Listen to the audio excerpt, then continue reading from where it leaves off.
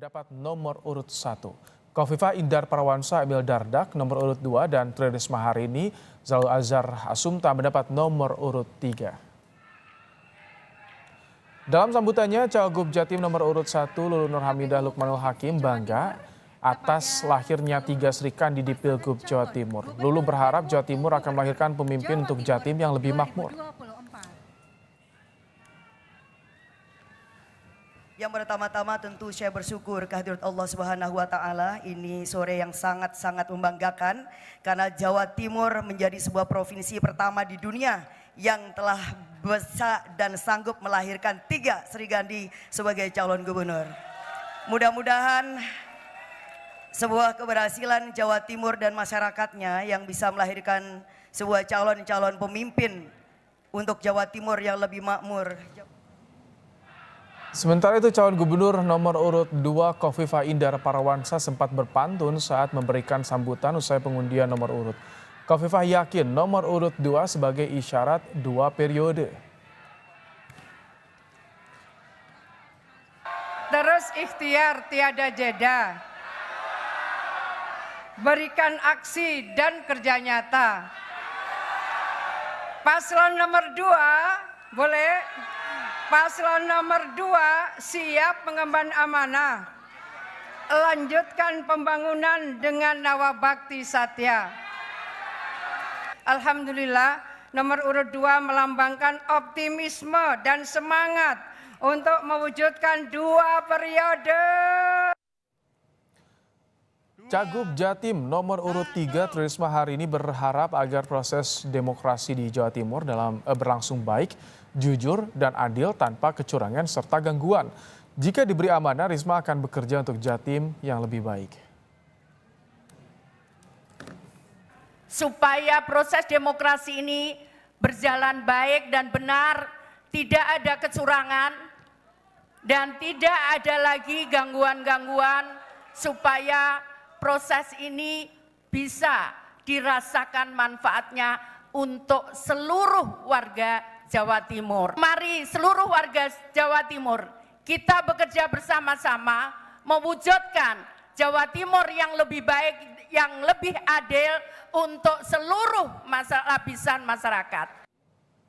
Setelah 3 pasangan calon gubernur wakil gubernur Jawa Timur sudah mengambil nomor urut untuk Pilkada Jatim. Paslon Lulu Nur Hamidah Lukmanul Hakim dapat nomor 1, Khofifah Indar Parawansa dan juga Emil Dardak dapat nomor urut 2, dan Tri Risma Harini Zalul Azhar Asumta dapat nomor urut 3. Bagaimana masing-masing calon ini akan adu gagasan merebut warga Jawa Timur di Pilkada November nanti.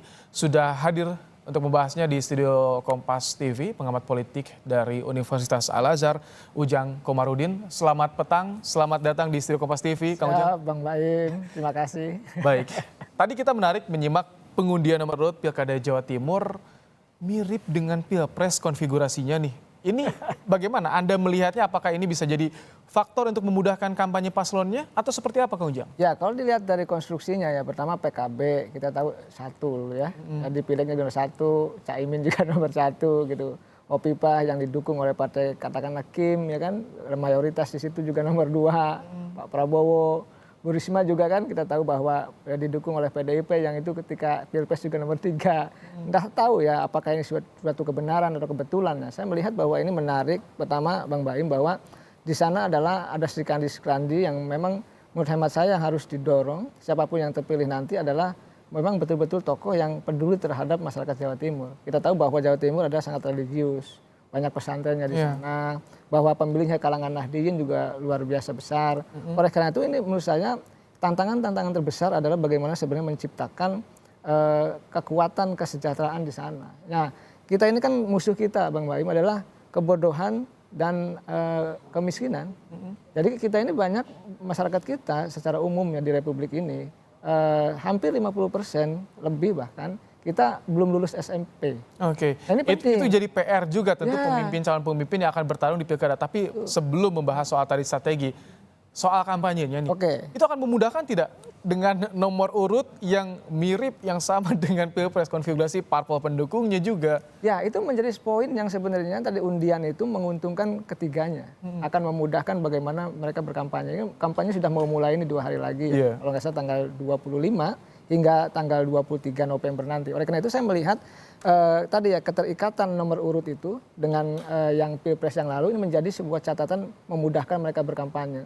Saya melihat begini, pemilih itu kan diingatkan dengan pikiran bawah sadar mereka. Ketika mereka 01, 02, 03, sekarang nomor 1, nomor 2, nomor 3 juga. Dan itu relatif ya, terkait ya dengan Jadi ada Pilpres yang lalu, terasosiasi gitu. otomatis gitu Betul. kepada Pilpres kemarin. Iya, mereka itu biasanya begini, sama ketika misalkan dulu Ibu Megawati mengatakan ketika Pileg, wah nomor urutnya nggak usah dirubah. Itu kan ingin membangun bawah sadar masyarakat bahwa memilih tidak berubah spanduk, tidak merubah lain-lain. Nah ini sama, kebetulan bahwa yang diundi ya mereka terrelasi ya, terkorelasi dengan tadi nomor urut di Pilpres yang lalu. Oke, nah bicara soal peta kekuatan nih Kang Ujang. Ya. Kalau misalkan ini yang satu DPR, yang satu Mensos, Ya. mantan wali kota Surabaya juga, Ya. yang satu petahana. Bagaimana peta kekuatannya nanti? Ya, saya melihat begini, semua ada plus minusnya. Tetapi kita bangga kepada partai politik yang sudah menghadirkan 3 Serikandi yang punya kualitas dan kapasitas. Baik Mbak Lulu, katakanlah dari DPR, lalu Ibu Risma dari Menteri, dan Bu Khofifa yang incumbent, semuanya punya kualitas. Semuanya punya kapabilitas. Dan semuanya menurut saya punya latar belakang pengalaman politik.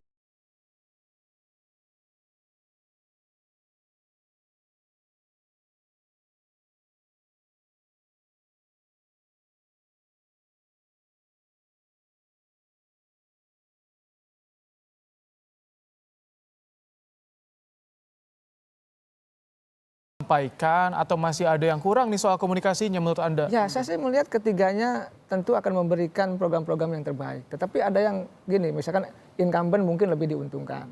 Karena memang sudah lama bekerja gitu. Lalu ya Mbak Lulu mungkin diuntungkan juga karena DPR-nya. Bu Risma juga mungkin ada jejak-jejak investasi politik mungkin di Jawa Timur karena menterinya itu. Ya saya melihat bahwa ya tergantung nanti masyarakat Jawa Timur dalam konteks 2 bulan ke depan ya.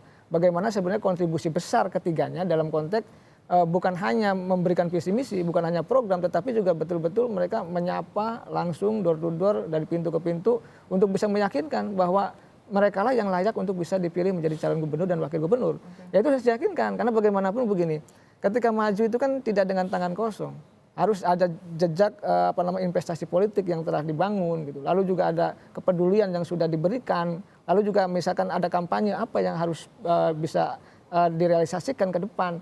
Ini menjadi catatan-catatan menurut hemat saya yang harus dilakukan oleh ketiga kandidat tersebut kalau ingin ya menang di salah satu pasangan itu begitu. Yang jadi magnet di Jawa Timur apa sih? Karena kan selama ini perebutan Nahdliyin, warga Nahdliyin yang disorot nih untuk Pilkada Jawa Timur. Untuk tahun ini bagaimana? Ya, ada memang logika pemilih begini.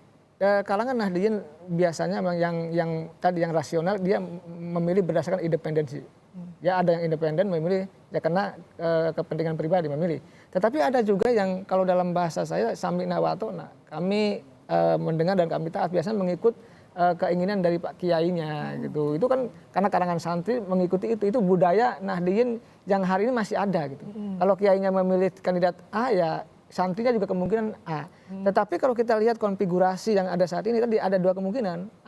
Banyak juga yang independen, yang kalangan Nahdliyin terdidik, ya mereka memilih independen, memilih berdasarkan keyakinannya, rasionalitasnya, visi misinya, gagasannya. Tetapi tidak sedikit juga yang tadi kalangan Nahdliyin yang kelas bawah itu, kalangan santri yang mengikuti apa yang menjadi. Tapi di 3 paslon ini Nahdliyin tersebar di 3-3-nya ada. Ini yang menarik di perebutannya nih. Betul. Oleh karena itu saya melihat tadi seberapa besar, seberapa banyak intensitas hubungan itu yang dibangun sejak lama dari ketiganya itu. Siapa yang tadi lama membantu, lama berhubungan baik, ya lama sudah katakanlah berjejaring ya dengan kalangan Nahdliyin kelas bawah, ya itulah yang mungkin akan menjadi pertimbangan bagi pemilih untuk memilih salah satu di antara mereka itu. Kalau peta kekuatan berdasarkan basis wilayah kita kenal di Jawa Timur ada Are, Mataraman, Tapal Kuda, Madura, itu berbasis wilayah yang itu perebutannya nanti bagaimana kira-kira akan sengit tidak Kang Ujang? Ya pasti, setiap wilayah punya karakteristik sendiri dan biasanya keterikatan dari kekeluargaan, keterikatan kelahiran, keterikatan ormas gitu, keterikatan misalkan berbasis kepada ikatan pesantren itu menjadi penting. Tapi saya bicara secara umum saja bahwa tadi bagaimana sebenarnya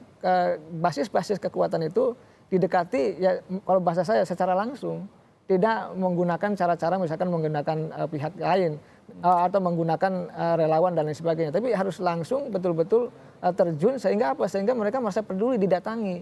Ini sebenarnya yang menjadi penting dalam catatan pilkada karena mereka kenapa yang datangnya yang mewakili dan sebagainya. Oleh karena itu saya melihat dalam konstruksi peta kekuatan wilayah Jawa Timur itu adalah menurut saya tetap saja daerah manapun harus dikunjungi, harus didatangi dengan waktu yang sempit tersebut. Oke, ada 2 hari menjelang kampanye, itu waktunya bagi warga Jawa Timur karena sudah ada nomor urutnya untuk menyerap visi misi program masing-masing calon. Terima kasih Kang Ujang untuk pandangannya di program Kompas Petang sore hari ini. Sama-sama Bang Baik.